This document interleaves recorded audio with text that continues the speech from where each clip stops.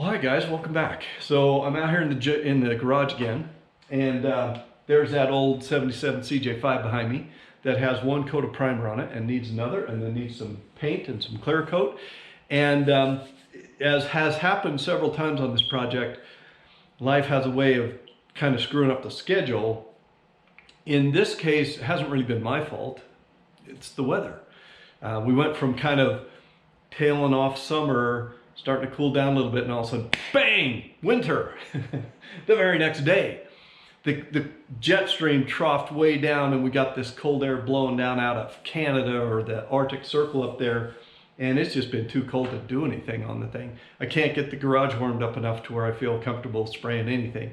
So I'm gonna take a stab at it this weekend. I backed the car out really early this morning, started up the little furnace, the little heater there. I got it blowing its little brains out trying to warm this place up. And if it can get the job done, then we'll have another pass at getting another coat of primer on this thing. And then who knows, I'm not even gonna say it. Maybe some more work, but we'll see. So sit down, get comfy, grab a cup of coffee, and let's go.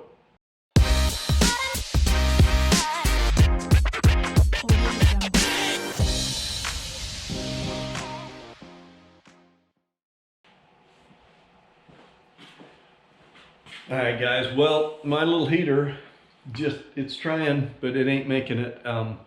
It's cold out today. I mean, it's really cold, and it's wet cold, so it kind of feels like maybe there's a storm moving in or something. It's looking pretty gray out there on the horizon when I look out to the west there. It's not a day to spray anything. The panels of the Jeep are pretty darn cold. If you put your hand on them, you don't want to leave your hand there for very long. So not much to do there. I did get another box in from Eastwood. I ordered paint gun cleaning solution in a spray can. I'm going to clean the gun up a little bit. I ordered a different pressure regulator. Remember, you saw that digital one that I put on the gun? That seems kind of hokey. So I ordered just a analog one, just a gauge and a knob. And I will probably work on that a little bit, getting the pressure more under control, because the digital one kept shutting off and it would read 0 pounds when I was kind of letting the spray go through. And watching, you know, the videos on setting the gun up and so forth, you know, you're supposed to be able to see your 20 pounds or whatever while the gun is spraying. So I don't know, maybe I have my compressor turned down too low on the tool output side. I'm gonna try to mess around with that a little bit, because I can do that with anything in the gun, obviously. So I got a little bit to do, most of it boring. So I'll just give you an update when I'm done. I'll show you what I did with the gun. I might show you while I put it together, but basically that's about it. I'm not going to get any spraying done today. I might leave the heater going. I have one other little heater over there behind the Jeep that I need to dig out. Maybe between the two of them, if I let them go overnight, maybe they'll raise the temperature enough where we could get something done tomorrow. But I don't know, it's not looking great. So that's the plan for right now, and I'll just give you an update when I got something done.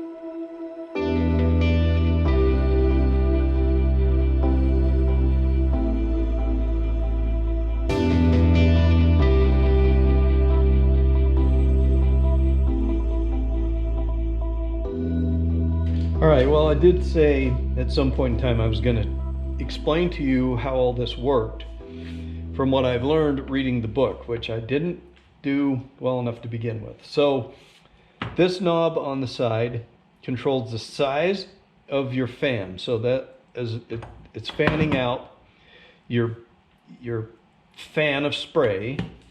If you have this wide open, you get the biggest fan you can get. If you turn it down, you get a smaller fan all the way down.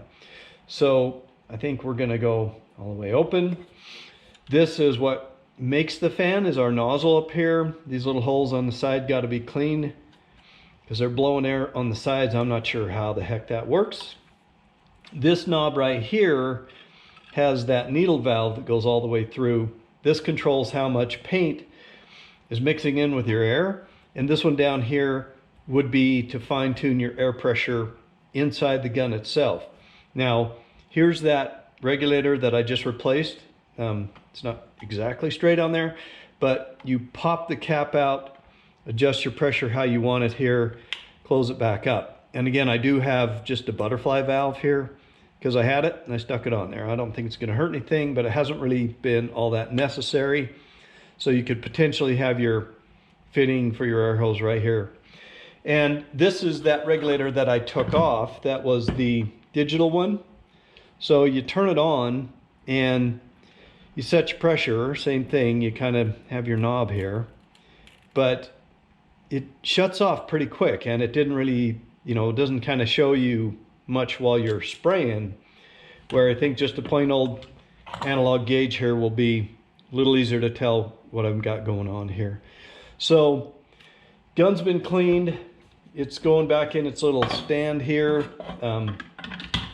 This is what you put it in when you're filling it up and so forth. This is kind of designed to be on the edge of the counter or on the edge of the bench, I think, and it's got screw holes where you can screw it down. It's got a place here you can screw it to the wall. But obviously with my big long fitting and so forth, I got to have it kind of over the end of the bench here. So I'm having it over the back for now. And the gun cleaner, I swear, is just acetone. Yeah, it is. It's acetone, propane, and carbon dioxide. And I got acetone, and that's what I've been cleaning it with to begin with. So obviously we were fine. Could have probably just used acetone. The one thing about this is it's got this nozzle, so it kind of sprays inside there where you need it. I did also get some wipes, and I got a stirring thing because I was a dork and I didn't stir my primer. So I'm not going to let that happen again with the paint. So we got that. And that's about it for our haul from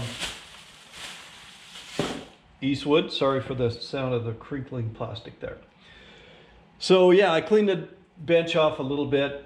I think I've decided that if I'm not going to start spraying paint right away, I may take my paint and my mix in, or my hardener, my epoxy stuff, and take it in the house, so that if winter's here, I don't want it to freeze out here. So anyway, that's where we're at for now.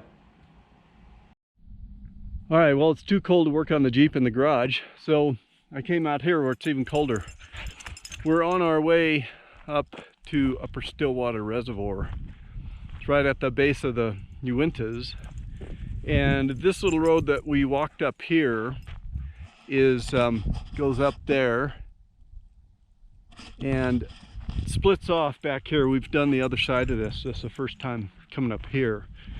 It says it's like Pigeon Springs or something up here. So we chased a few deer off over to the side here. Luckily the dog didn't see them, but the dog did find a big pile of elk poop or something to eat, so that's exciting. And yeah, we're just getting out and stretching our legs a little bit. It's not bad. It's about 40 degrees and the wind tailed off a little bit. Earlier we stopped down further, kind of between Highway 40 and Highway 35, where you come make the cut over to Tabiona when Wolf Creek is closed for the winter, which it is right now. And so we stopped there earlier in the Tabby Mountain Wildlife Management area, and it was too cold. So we came up here, and I kind of thought it would be too cold up here and we would just drive a ways, but yeah, it turned out all right. So we've got the dog all kitted out with a dog jacket that one of the gals I work with, her dog outgrew it, so she handed it down to us. And yeah, there we go. So dog's gonna do her business here, and that should be about all we're gonna talk about for this little pass right now. All right, guys, well, I've kind of reached the conclusion that it might be time to put the Jeep project on hold until it warms up a little bit. I'm out here in the garage. It's a Sunday afternoon. It's about as warm as it's been lately. The sun is shining. I brought home my little laser thermometer, and if I shine it at the panels of the Jeep, they're in the low 40s.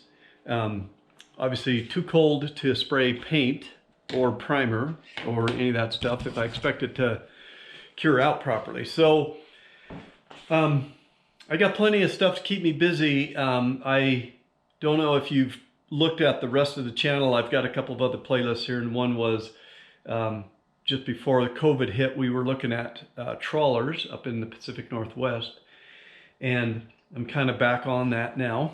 So I don't know what's going on with my broker. I sent him a list of about 4 or 5 boats I wanted to kind of gather up information on for me, and he hasn't been replying to my emails very quickly. So I don't know what's going on with him. I'd hate to have to find a new broker because I've been through the first search with this guy and I trust him, and I don't want to just go find some Joe on the street. But anyway, stick around, keep subscribed to the channel. Once it warms up enough that I feel like we can do something without doing some damage, we will get back to coloring up this Jeep. But for now, probably gonna have to put it on standby for a little while, which is all right. It is winter, and I know last winter I was working out here on this thing through a lot of the cold weather and had a little furnace or little heater running all the time and bundles of layers on. It wasn't all that pleasant, to be honest with you. So anyway, I'll probably, stick in some travels and all that kind of fun stuff. And if we do head up to Washington to go look at boats, I'll for sure bring you along for that. So I'll try to keep it interesting if I can, but if you're here just for the Jeep build, like I said, we're probably putting her on hold for a little bit, so I would check back just every so often, and I'll see if I can get some new stuff up here once it warms up a bit.